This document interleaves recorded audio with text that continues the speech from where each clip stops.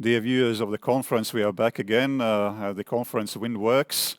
And WindWorks indeed. So we are back to the second panel, wind energy as economy booster. So it's about what impact can wind industry have on the economy. Hopefully it's a positive impact. We are again having a great pool of experts for this panel. We have experts in the studio, and we also have two experts on the other side of the screen, so to say. And I'll briefly let them introduce themselves. I will again begin with our foreign guests and begin with Michal Laskowski. Michal, tell in a few sentences about yourself. Good morning. Michał Laskowski, placed in Warsaw, representing Vestas, global leader of the wind energy turbines production. Thank you. Thank you, Michal. Moving on to Marco Francini. Good morning. My name is Marco Francini. I'm the head of the EIB Group office for the Baltic state. We are the EU Bank and the Climate Bank, among the largest issue of green bonds and financing climate action. Thank you. Thank you. Reinis Āzis. Good afternoon. My name is Reinis. I'm Deputy Director General of LIA, which is the governmental IPA agency. I'm Deputy for Innovation and Investment, and we are looking for new and good ways how to develop Latvian economy. Fantastic. Moving on to Gatis Galviņš. Thank you, Reinis. My name is Gatis Galviņš. I'm representing Aeolus Wind. I'm board member of Aeolus Wind, daughter company in Latvia. We are wind developers and working in Latvia since 2012. Good to have somebody from among developers. All right, and last but not least, Juris Antuš. Hello, my name is Juris Antuš, Enefit Green. Enefit Green is the growth-oriented company, and we are continuously looking for new solutions, how to produce electricity and the heat in the most efficient and environmentally friendly way. And in the renewable segment we are since 2002. We are producing electricity and heat from wind, sun, water, as well biomass and mixed municipal waste. And we are active in the Baltic countries and Poland. Some activities started in Finland. And last year we finished with 1.35 terawatt hours of electricity production and about 540 gigawatt hours of heat production. So I'm in a team with about 150 nice colleagues. Excellent. Okay, all right. So thank you, gentlemen in this panel, gentlemen only. Thank you for the introduction, and let me spare a moment for a brief introduction content-wise. So we already discussed during the first panel that wind energy and wind industry definitely is going to grow, perhaps maintaining the same growth rate as so far over the last 5-7 years especially. And of course we can speak about growth only if there is money available for investment, and if investors and developers are ready to produce projects which are ready for investment, and investment usually is ready if there are certain preconditions in place, regulatory framework, physical space, acceptability of the industry and the presence of industry in the economy, and if the economy is actually also willing and able to take in this investment, and of course not talking about the physical energy system itself, but this panel is dedicated more to the financing. Of course, most of the European countries are looking forward to ways to achieve climate neutrality by 2050, which is a strategic goal, and wind energy definitely has its important role here. But definitely it also means plenty of money that needs to be invested in this. And not only in wind energy as such, but also in auxiliary services, etc. So there is a huge ecosystem which needs to get some fuel, and money definitely is fuel. So it's not only about the market, that there is demand for these services and for this energy, but there has to be also the complex ecosystem which is fueled by investment. So recently we have been debating on the European scale. We have been debating the criteria for how to actually determine which investment is green, which investment is not green. So the Commission has come up with a proposal for EU taxonomy, trying to define which activities, which investment might be considered as investment in sustainable energy and climate neutrality. So that is going to put some interesting that is going to have some interesting consequences also from the point of view of those who hold the money, for example, for a European Investment Bank, represented here by Marko, who will share his observations about this issue. But it's also important from the perspective of investors and developers to know quite precisely what can we expect from political as well as regulatory point of view, where will be the money coming from, what will be the channels through which we can get this fuel, if we can say so, although speaking about fuel to burn something is not a nice way to represent wind energy, but anyway, so we'll need something to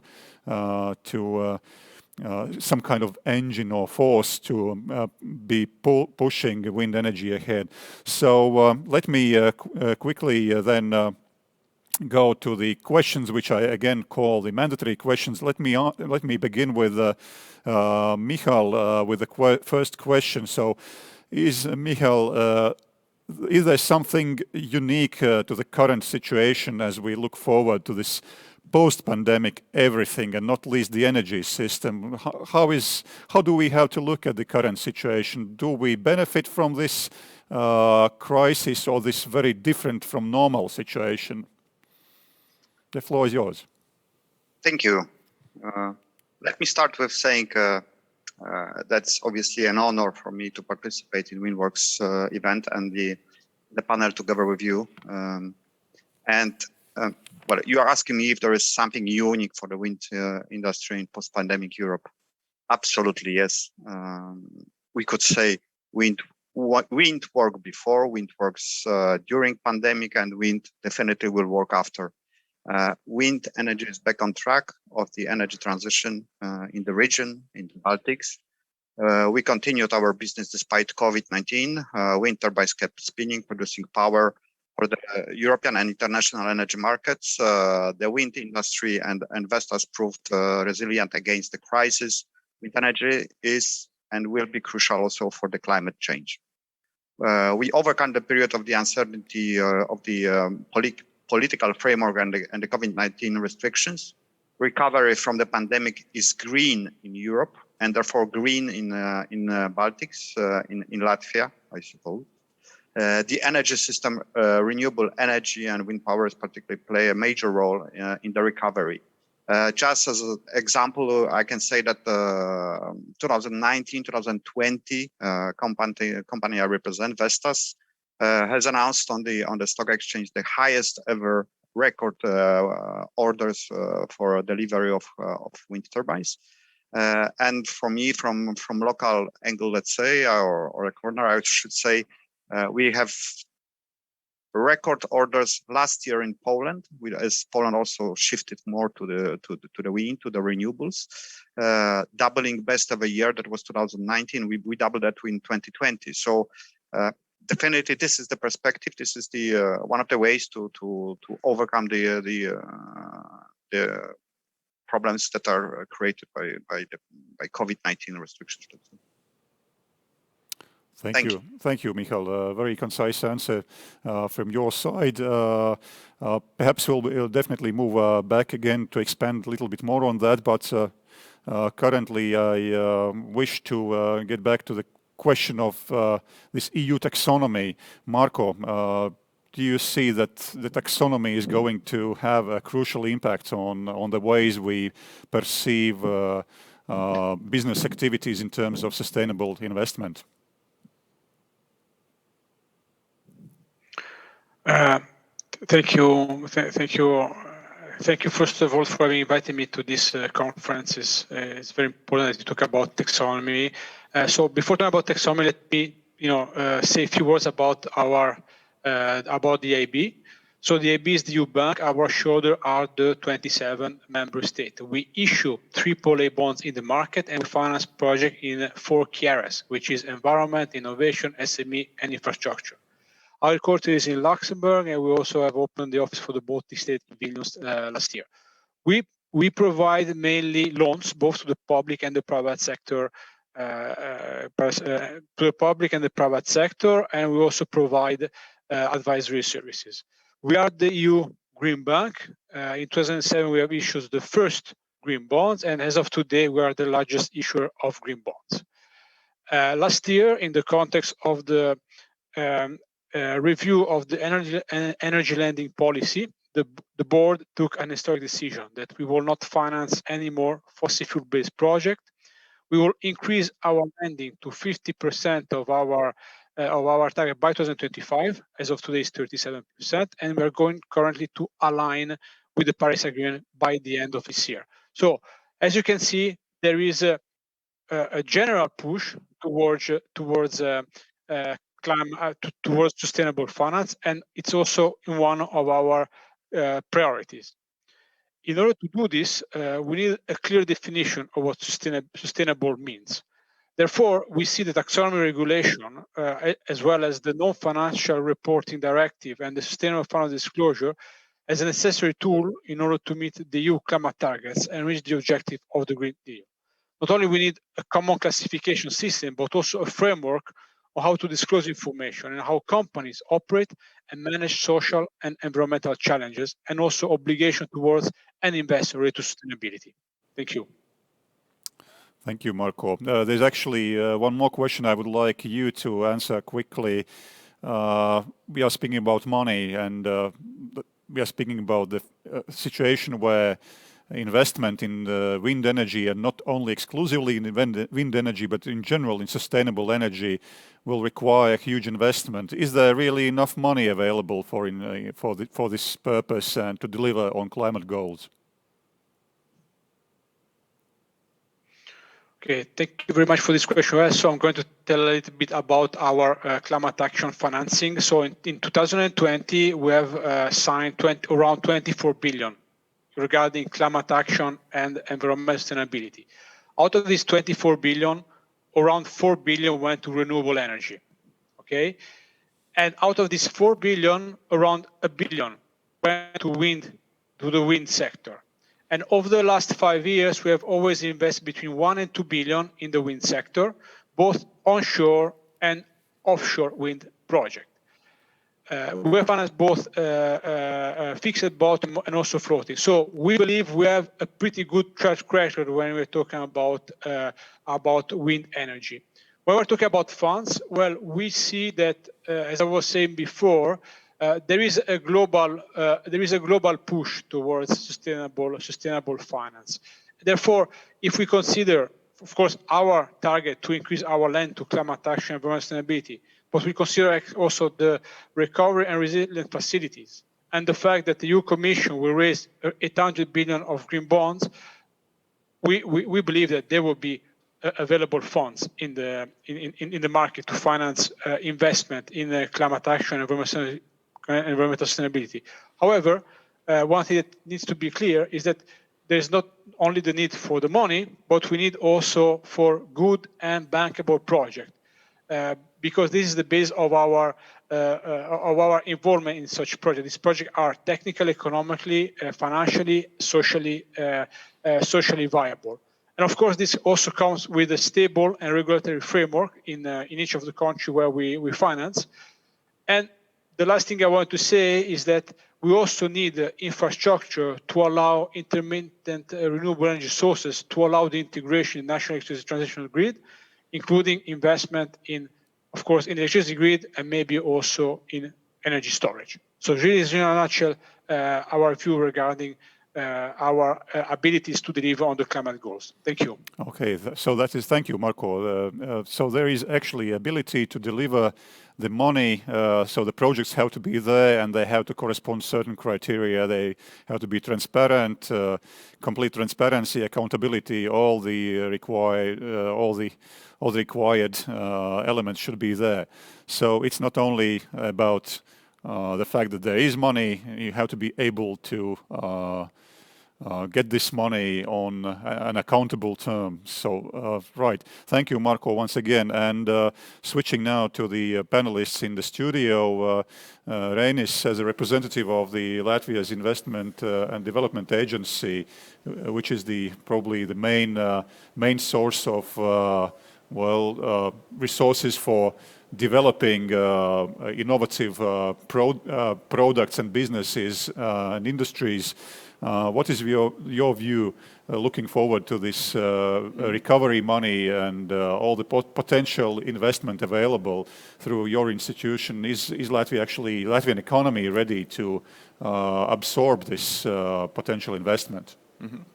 Thanks for the question. And probably similarly to Marco before me, I will have to outline, because I will have two types of answers to this question, and I will have two masks to wear, if I may say so, in this discussion. So one mask is that LIA is the investment promotion agency, so also in your introduction and what was covered before. So we are responsible, we cannot design policy, but we can assist projects and we can assist in a good corporate key account management way to lead and guide investors through the whole investment project process. So that is one side of the answer that I'm going to focus on. So the ability of LIA to help and assist and how we see the framework for implementing such projects. And the other one, the other mask, as I said before, will probably be on a kind of more macro level and how we see wind and various derivations of it.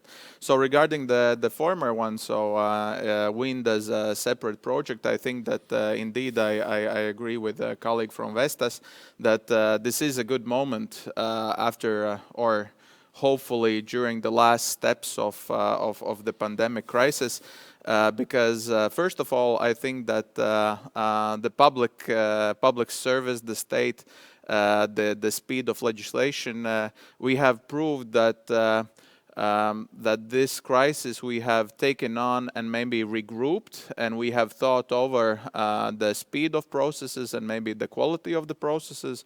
Of course, I'm not saying that everything is great, but from the regulatory point of view and from kind of state's involvement point of view, I think you can see quite a few improvements. For instance, throughout this post-COVID regulation, in close cooperation with the Ministry of Economics and the Cabinet, we pushed through the what we call Green Channel for investors.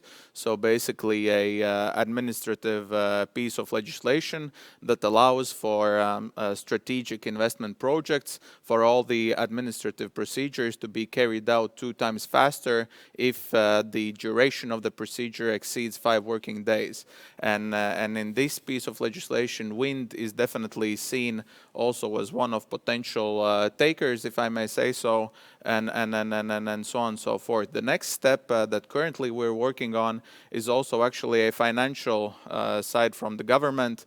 So basically a support via loan and grant mechanism in order to improve and assist these projects that could serve as game changers, if you will, for the Latvian economy, and that so that you would have the package, as you said before, the administrative side and the financial side, and also we have been in contact with additional funds of financing. I have also met with Marco and the AAB, EBRD, other financial institutions in order to in a transparent way to increase the attractiveness of the Latvian economy for these institutions institutional partners that I think we all will agree the Latvian government and the businesses have not yet tapped that potential, and we at the agency believe that this is a good moment to do so.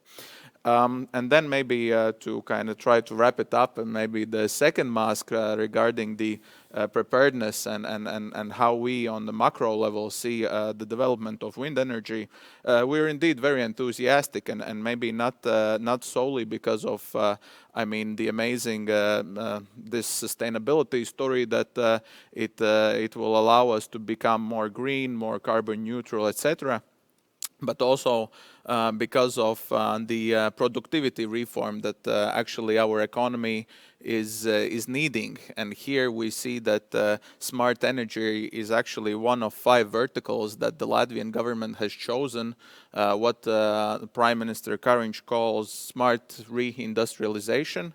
And we believe that the role of wind energy and particularly the gap and the demand that we should have as a state for renewables could create, as you rightfully said, secondary and tertiary positive effects.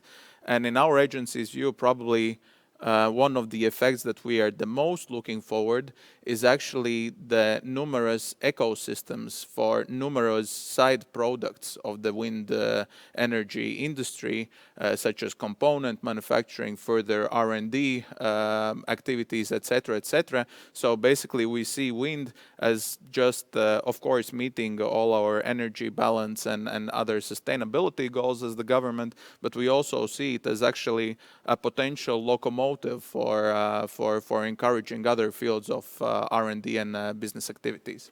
Thank you, Reinis. I think it's a very, very interesting answer indeed. So there are plenty of opportunities to look forward to, including untapped opportunities still. So businesses need to potentially do better due diligence, possibilities to invest and get the... Don't get me wrong, I think that there's a lot of homework also on our side to do on the exposition of the country, but in short, yes. Excellent. Good. So on this positive note, let me turn to Juris now. Well, Enefit, of course, is well, an Estonian company in a way, and Estonia, as we know, has much more experience now deploying wind energy. Not as much as in Lithuania, perhaps yet, but still Estonians are doing a great job in that. And from the perspective that the mother company has, what investment can wind energy bring to Latvia? Maybe you can also refer to some examples from Estonian experience, if you have something in mind. Yeah, thank you for the question. And I think it like this, that generally, financial resources are quite accessible nowadays. And I wouldn't like to say it's cheap, but accessible level.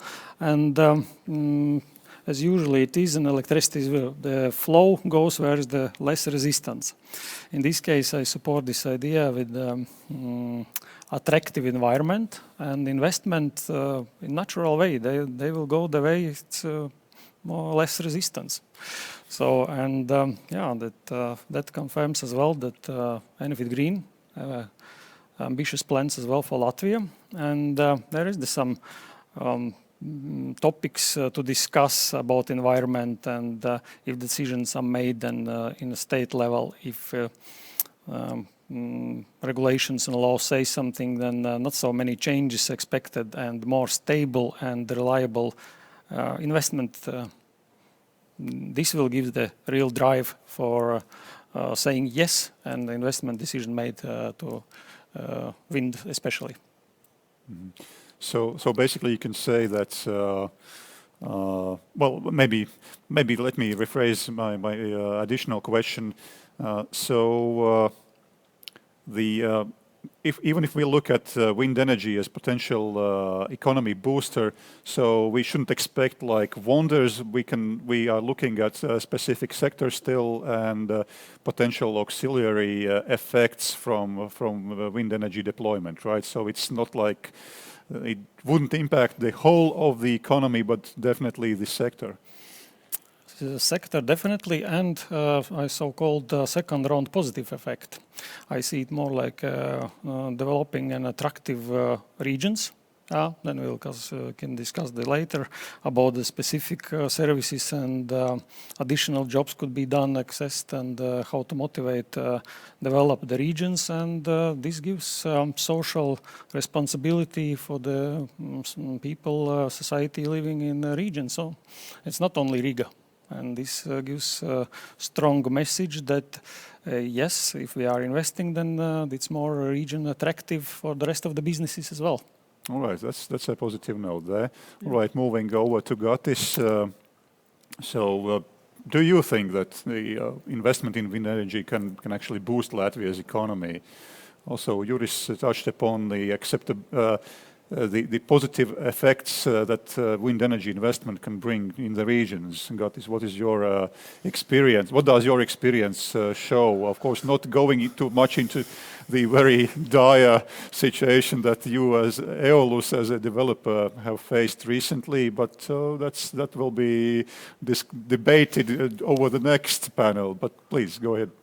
Thank you, Reinis, for question, and to use the opportunity, I would like to thank to Wind Association to make such a great conference, and also say thank you to the Danish society to have the courage to invest and to believe in wind industry, mainly because all the industry, mainly because of that, now can talk about sustainable wind energy, what is competitive, and it has grown in the height in how to say volumes. If I remember when I started to work in this industry, the main talks were about 2 megawatt turbines.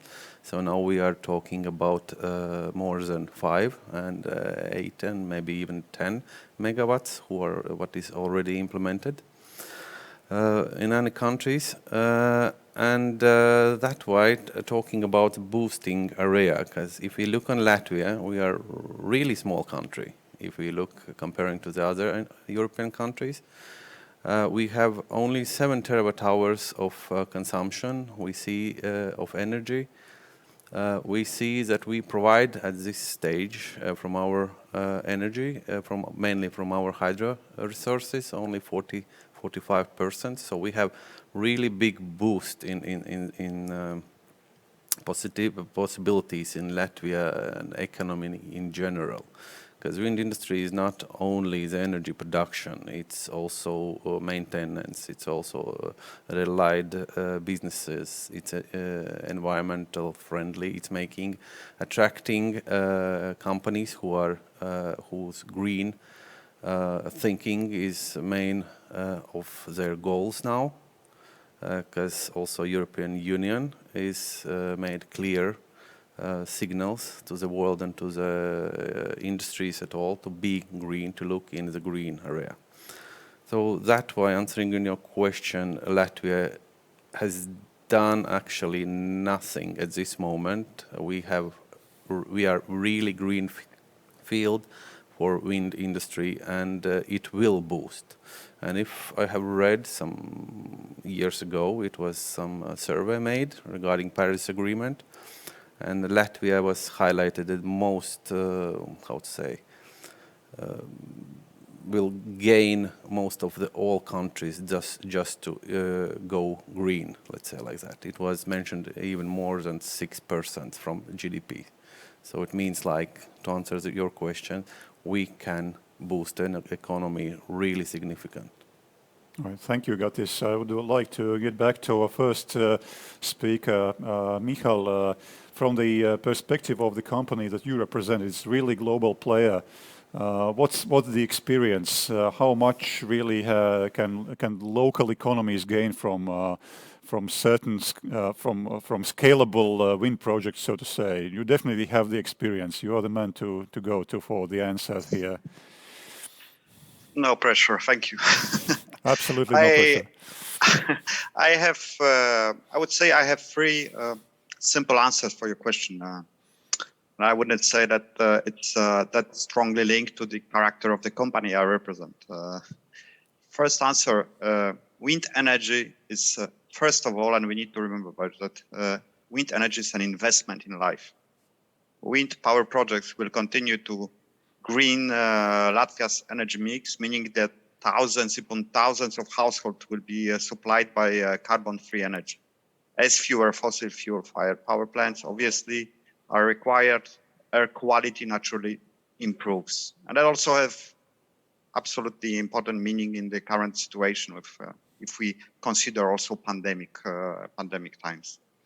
That's the first one. Secondly, more directly to your question, wind power is a great economic opportunity for Latvia, and our observations, but also figures we observe from other sources, we see that wind industry brings revenues and jobs and can bring that to Latvia. Every megawatt of the wind energy returns 10 million euros of the revenue according to Wind Europe that we identified.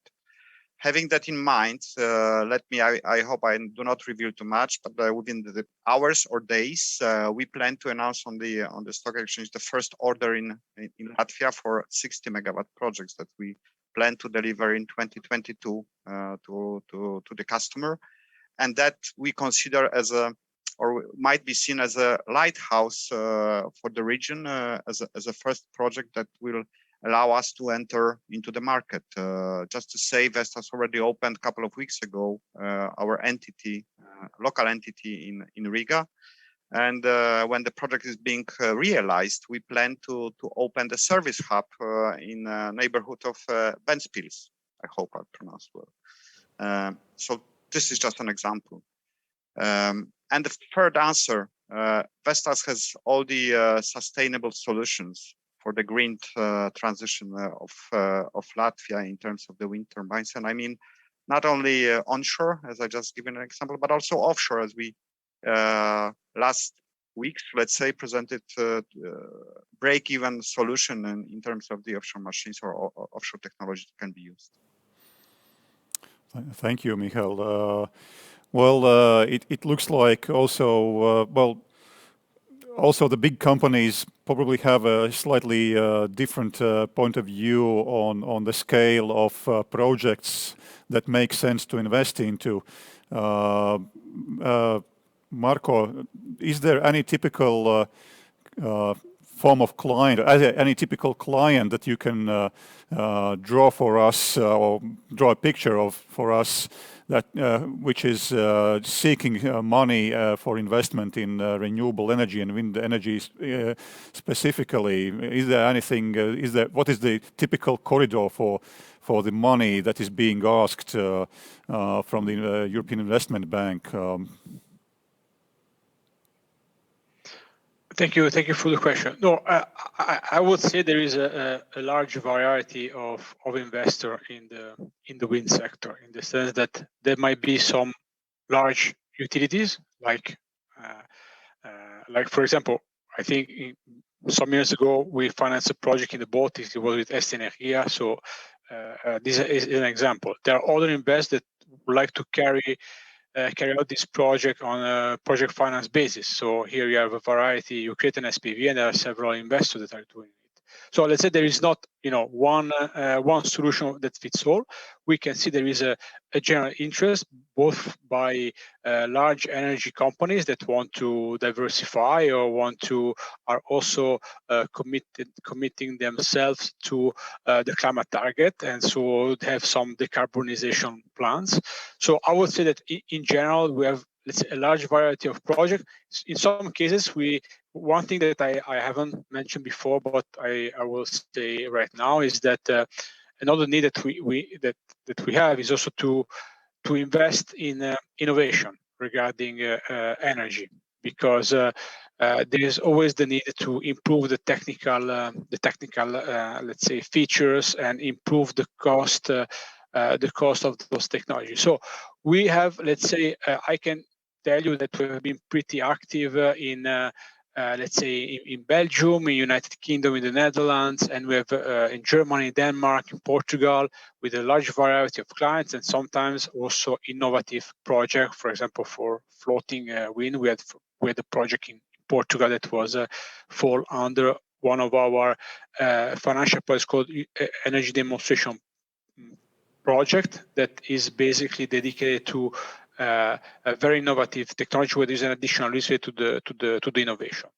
So this is really, in a nutshell, what we saw so far and what we expect in the coming years in the market. And we are let's say on the stage, or or in the attendees, there are project or investors that are interested to learn more about EIB finance. I mean, I would be really happy to give the information, all the information that is needed to start working with us. So thank you for the question. Yeah, thank you, Marko. Maybe I can address basically the same question to Reinis. Is there any typical client that Latvia's investment and development agency sees at its doorsteps?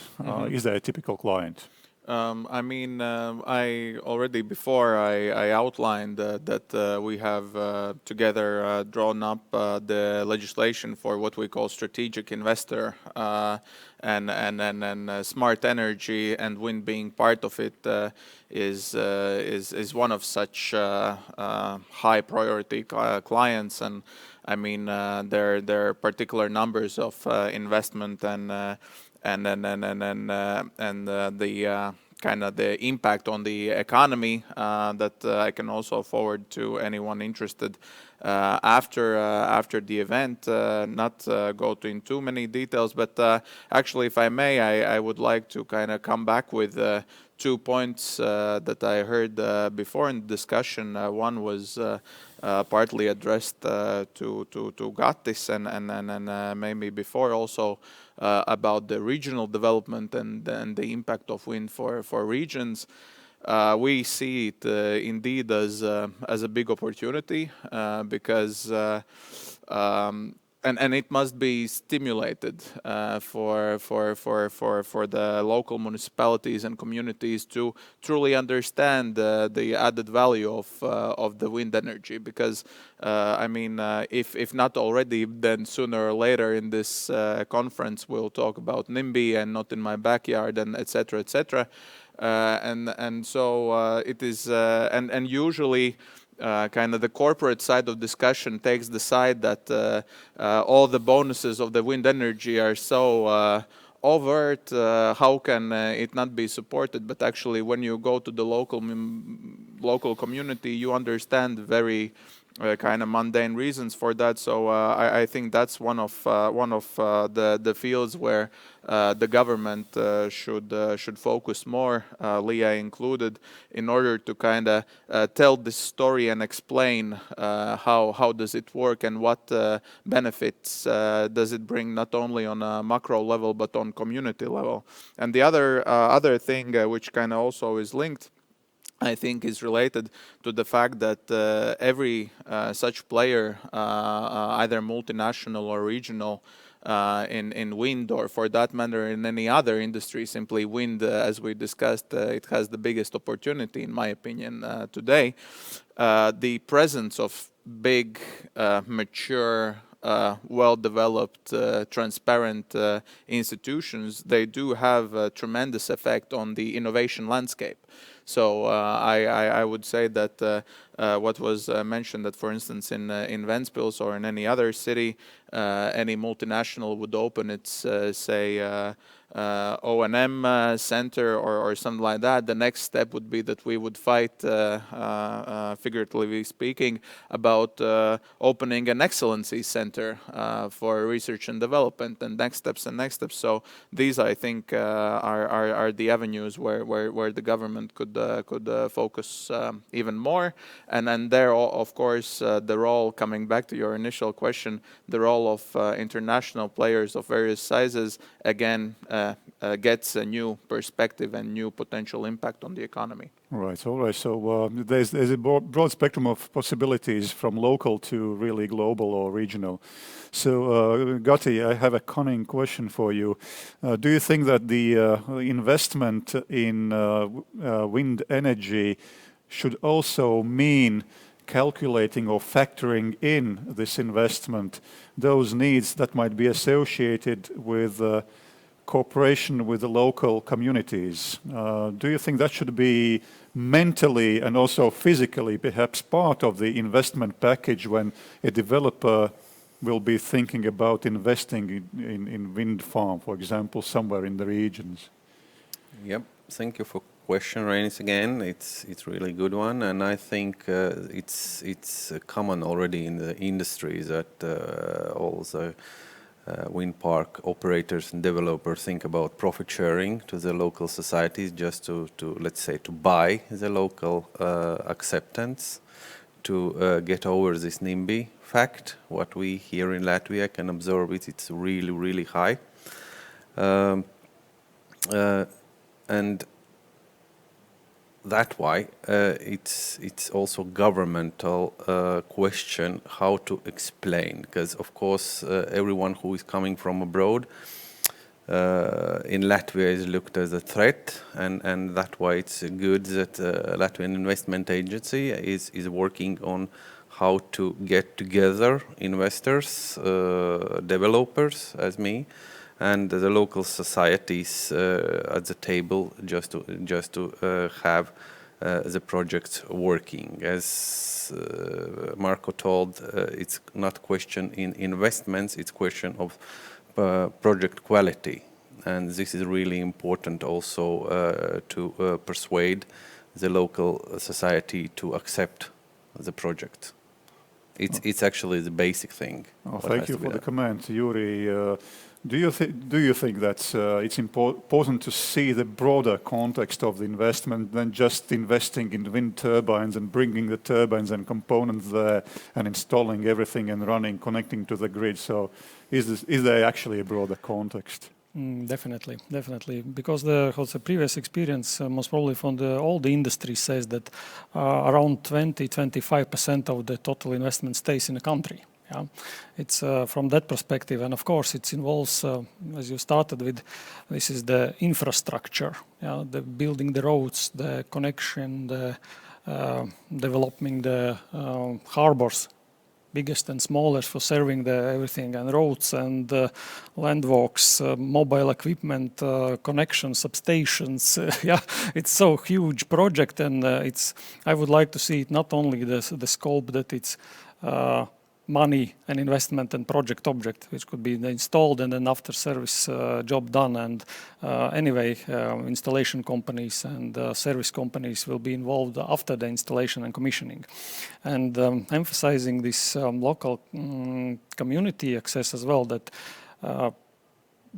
companies with a huge experience and in different markets, and when they come in with the suggestion for project, they act responsibly, and social responsibility is that one of the keywords here as well. This brings not only the let's say working hours and salaries in the region, but as well gives the social stability, and if the company acts socially responsibly, then it's more affects the society locally around or close areas in the development.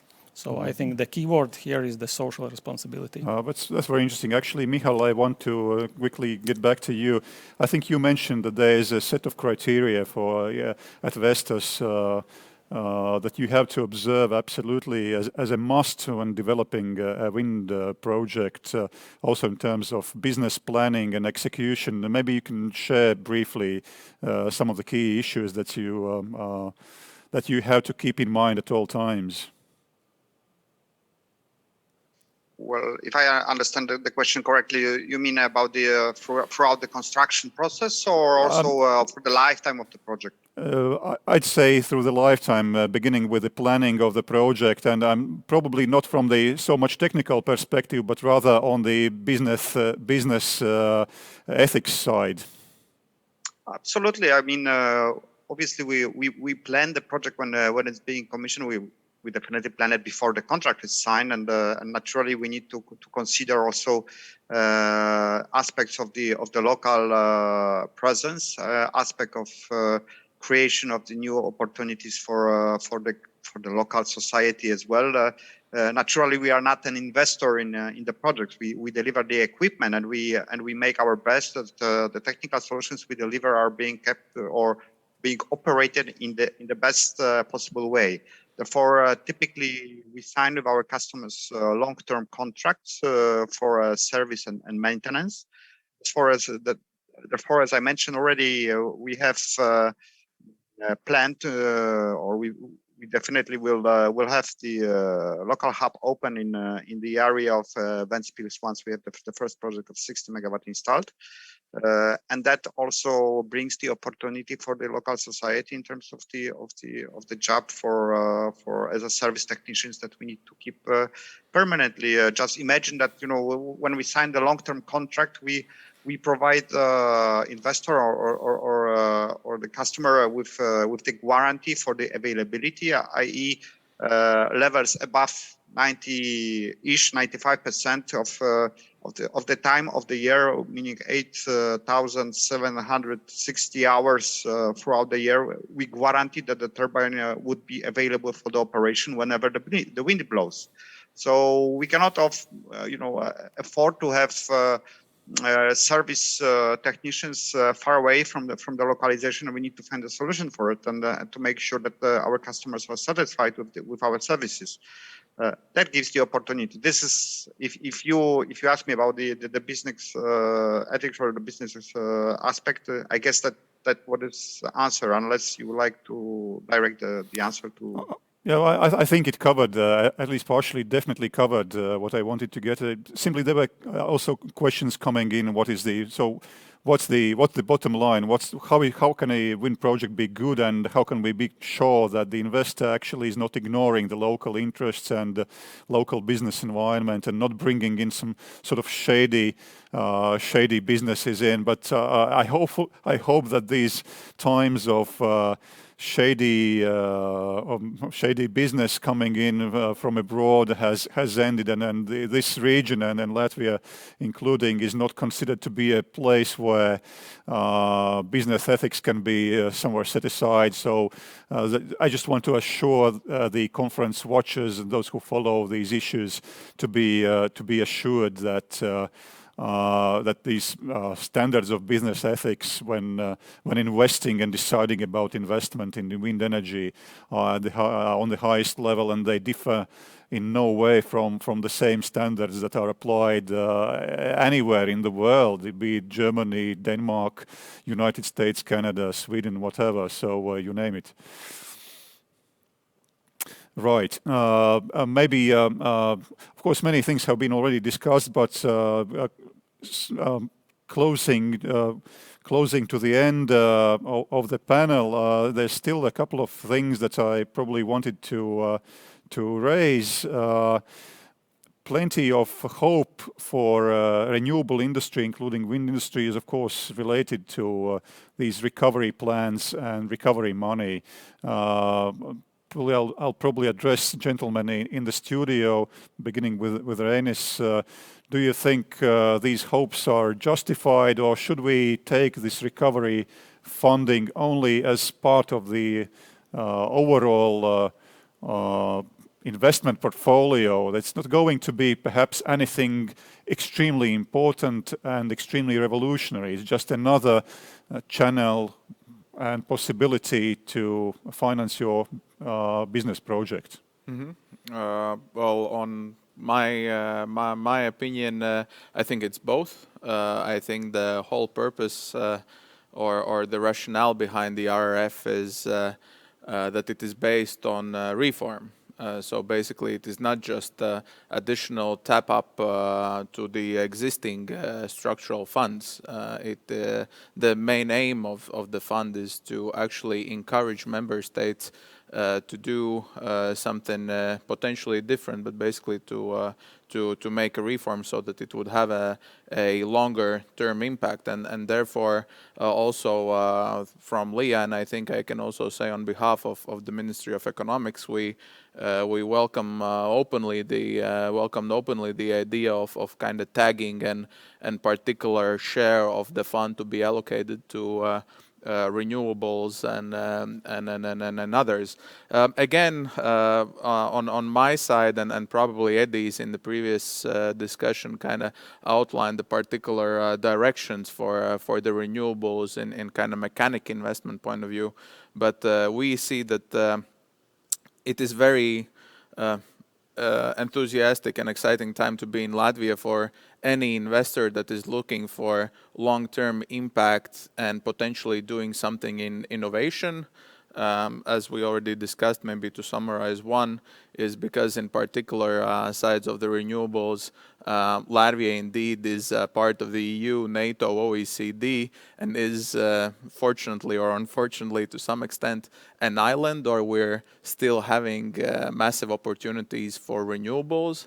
And so I would say that the business case most probably is there already now, and in combination with employee training, skills, additional instruments on the administrative side to ease it up, it is indeed, I look at both, that it is both changing the nature of the business, that we can provide more brain power to it, and maybe the government is more open because we have proved that in a year and a half's time we can do it. And then again, yeah. So I would say both. Right, Yuri, Gati, maybe you wish to add something to this. Not really, Marco. No. Yeah, Yuri. Yeah, go ahead. maybe additional to this that yes, that Benefit Green is a part of the Wind Energy Association, and also as well, and we have already suggested smaller and bigger suggestions and topics for RIF, and as well I see this more added value in data sharing, for example. Yeah, this is important to create new platforms and systems for future, and sharing data is as well. Everybody knows that this is a valuable thing, but it could affect as well not only the operational side, yeah, like the accountancy and transparency of energy segment at all, where the wind is part of the segment, but as well to increase this common view of the future and how to predict climate change, for example, etc., etc. This, I think, is one of the important issues to still focus on within the RF as well. Yeah, nice. And turning now to Marco for a short, interesting final summary from your perspective, from the EIB's perspective. Do you pay how much weight do you put in this IRF in the context of the general investment portfolio? Well, so regarding the IRF, what needs to be said is that there is a part of grants and part of loans. Okay, we are also waiting for the final decision of the member state to see how those funds will be allocated. We believe that, on the basis of the decision of the member state, some project will be facilitated thanks to this, to the grants or to the loans that will be done on a very advantageous pricing. Now, what needs to be said as well is what Reins was saying regarding the reforms. So the reforms are important. From our point of view, we see part of the RF, especially the part that will be dedicated to the green transition, to help many of the projects in various sectors. So we're not talking about only wind, but we're talking about energy efficiency. There is a big potential also in the region. So we see this as an additional push towards climate finance for more projects, actually better project, even sometimes innovative projects could lead to a general improvement of the society. And one thing that I want to say before regarding the investment, that of course, when we do our due diligence, is the technical and environmental. So we need to make sure that all the environmental issue have been carried out, that the proper public consultation has been done in order to avoid any issues for the implementation of the project. So, really, in a nutshell, we see this RF positively as an additional contribution, and the IB is always ready to finance this project and can also co-finance. So grants would also be welcome in many cases, and actually many of our projects are actually co-financed. And so really, in conclusion, we really see a big potential for renewable energy in the region, including wind, and we are happy to do our part of the work to reach our climate action targets. Thank you. Thank you, Marko. I think it's a really excellent wrap-up, actually, of the whole of the panel. And on this positive note, I would like to thank Michal, Marko, Reinis, Gatis, and Juris, our panelists, in this interesting panel on the debate of the role of investment and potential to boost the economy in Latvia through investment in wind industry. So thank you once again for everybody. And with this, I announce the second panel ended. And before going into the short technical break, there's going to be a short video again. So thank you once again.